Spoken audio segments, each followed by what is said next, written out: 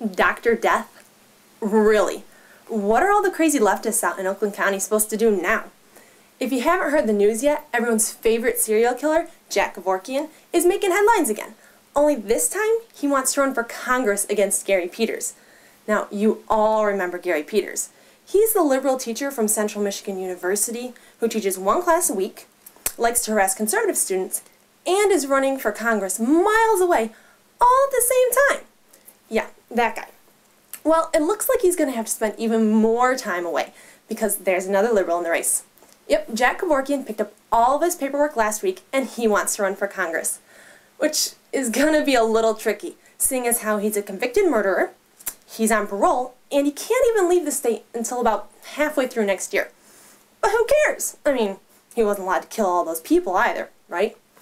But the funniest part about all this is that Jack Kevorkian might actually, maybe for the first time ever in his life, be good news for pro-lifers.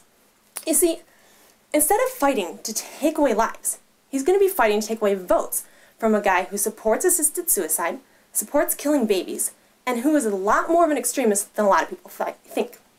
You see, I did my research on Gary Peters, and turns out he's actually the guy that led the movement to try to make assisted suicide legalized back in Michigan about 10 years ago. He's a lot scarier than I thought, and he would be bad news in Congress. But if Jack Kevorkian can get his name on the ballot and take away even a couple hundred votes, that would be huge. But that does mean he needs to get 3,000 signatures on a petition to get his name on the ballot. Now, I'm not trying to say that all my conservative friends out in Oakland County should go sign the petition. No, I'm not saying that at all. All I'm saying is hypothetically here, if he did get his name on the ballot, it wouldn't necessarily be a bad thing. Hypothetically, in theory.